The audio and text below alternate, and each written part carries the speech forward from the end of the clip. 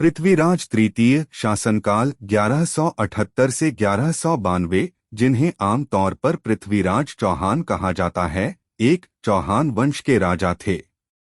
उन्होंने वर्तमान उत्तर पश्चिमी भारत में पारंपरिक चौहान क्षेत्र सपादलक्ष पर शासन किया। उन्होंने वर्तमान राजस्थान, हरियाणा, दिल्ली, पंजाब, मध्य प्रदेश और उत्तर प्रदेश के कुछ हिस्से पर भी नियंत्रण किया। उनकी राजधानी अजमेरू, आधुनिक अजमेर, में स्थित थी। हालांकि मध्ययुगीन लोक किंवदंतियों ने उन्हें भारत के राजनीतिक केंद्र दिल्ली के राजा के रूप में वर्णित किया है, जो उन्हें पूर्व इस्लामी भारतीय शक्ति के प्रतिनिधि के रूप में चित्रित करते हैं। शुरुआत में पृथ्वीराज ने कई पड़ोसी हिंदू राज्यों के खिलाफ सैन्य सफलता हासिल की। विशेष रूप से वह चंदेल राजा परमर्दिदेव के खिलाफ सफल रहे थे। उन्होंने गौरी राजवंश के शासक मोहम्मद गौरी के प्रारंभिक आक्रमण को भी रोका। हालांकि 1192 में तराइन की दूसरी लड़ाई में गौरी ने पृथ्वीराज को हराया और कुछ ही समय बाद उन्हें मार डाला। तराइन में उनकी हार को भारत की इस्लामी विजय में एक ऐतिहासिक घटना के रूप में देखा जाता है और कई अर्धपौराणिक लेखनों में इसका वर्णन किया गया है। इनमें सबसे लोकप्रिय पृथ्वीराज रासो है, जो उन्हें राजपूत राजा के रूप में प्रस्तुत करता है। जानकारी के स्रोत: पृथ्वीराज के शासनकाल के दौरान के शिलालेख संख्या में कम हैं और स्वयं राजा द्वारा जारी नहीं किए गए हैं। 3. उनके बारे में अधिकांश जानकारी मध्ययुगीन पौराणिक वृत्तांतों से आती है।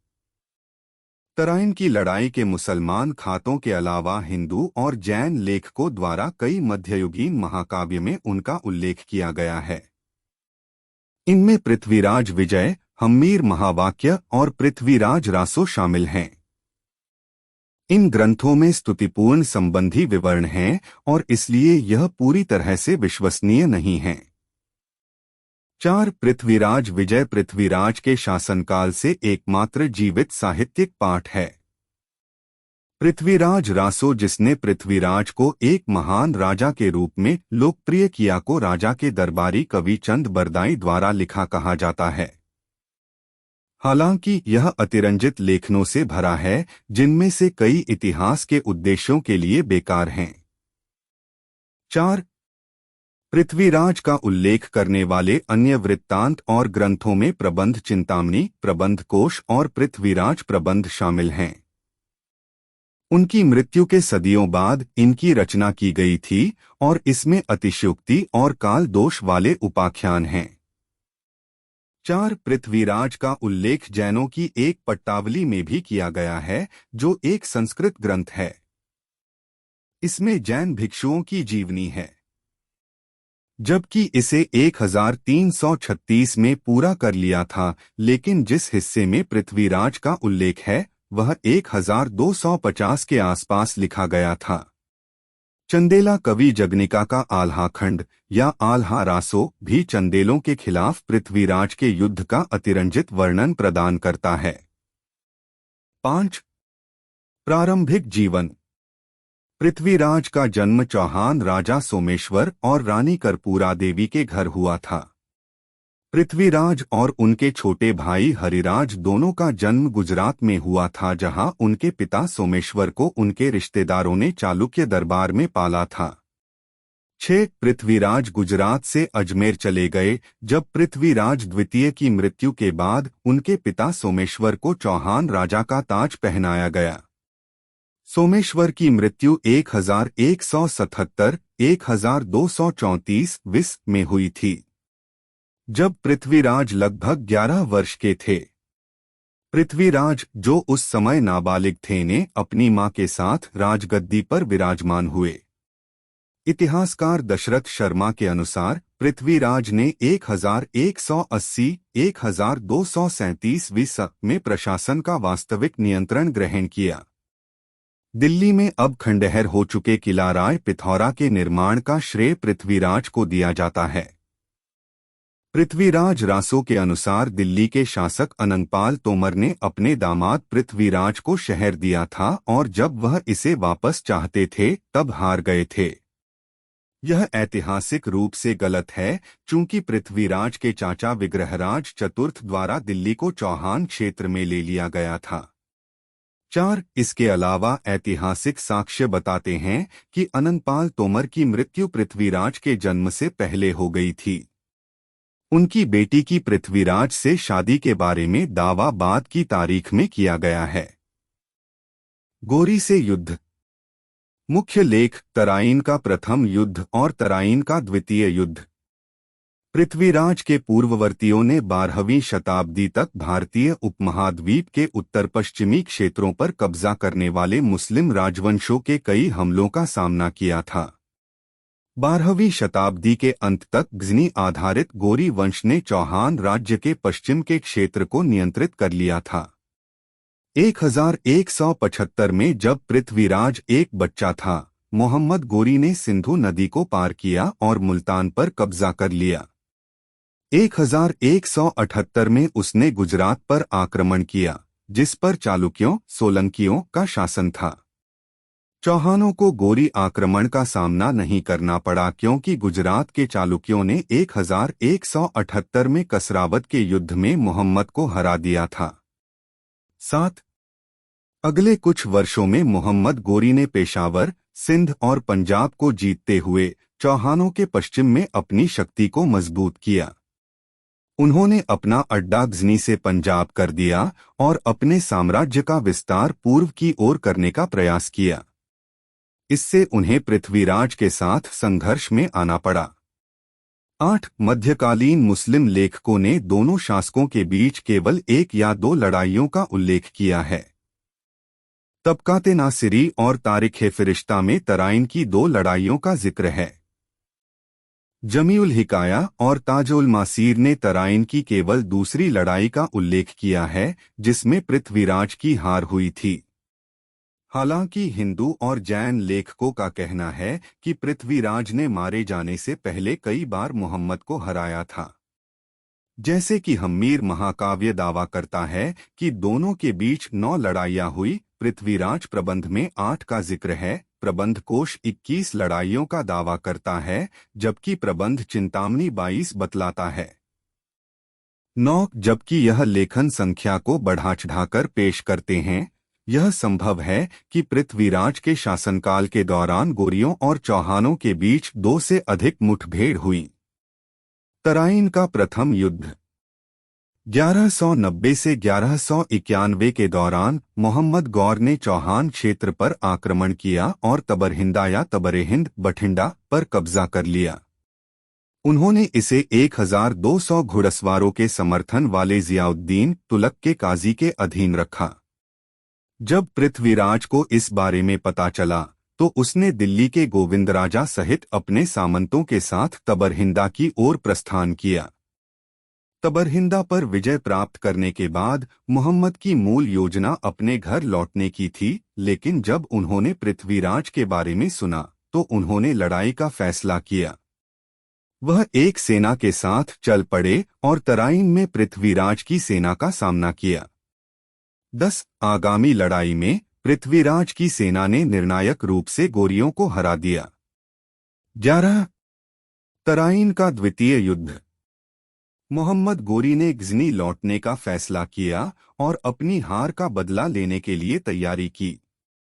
तबकाते नसीरी के अनुसार उन्होंने अगले कुछ महीनों में 1,20,000 चुनिंदा अफगान, ताजिक और तुर्क घुड़सवारों की एक सुसज्जित सेना इकट्ठा की।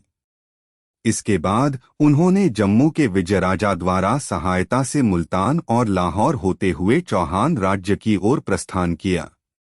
12.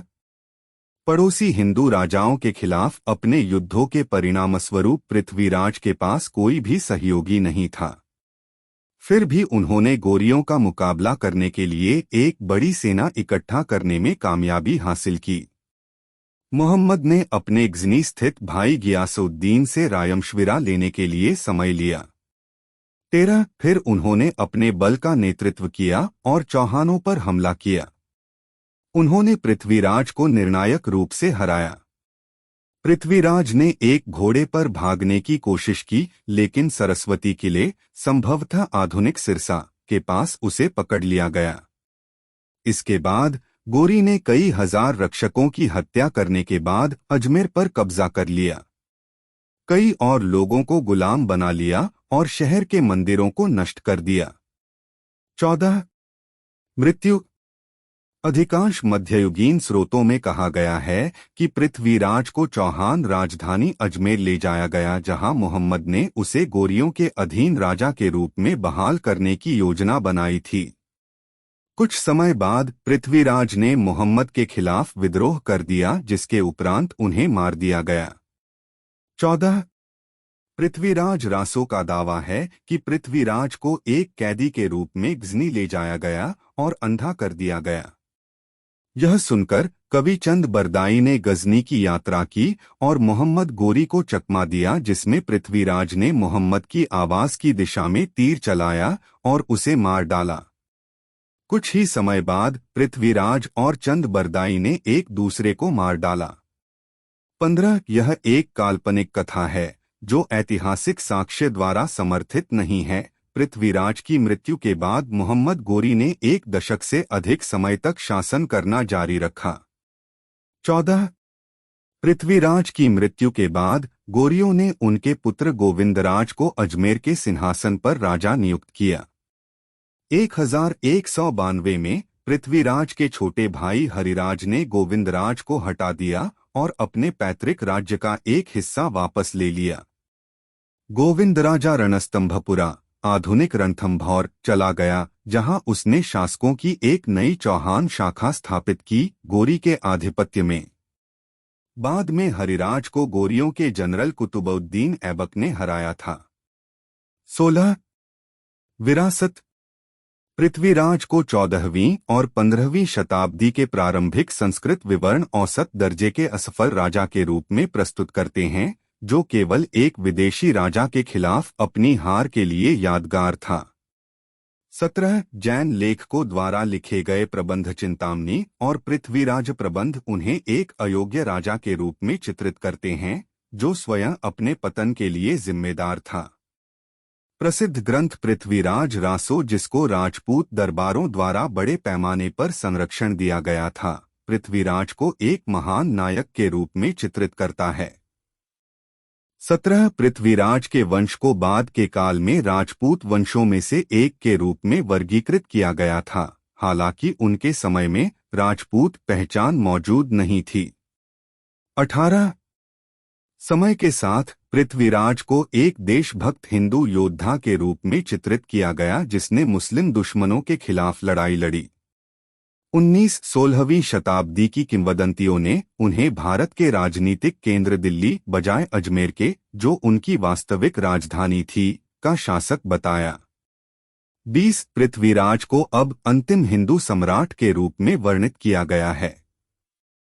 यह पदनाम गलत है, क्योंकि उनके बाद दक्षिण भारत में कई मजबूत हिंदू शासक फले फूले और उत्तरी भारत के कुछ समकालीन हिंदू शासक उनके जितने ही शक्तिशाली थे।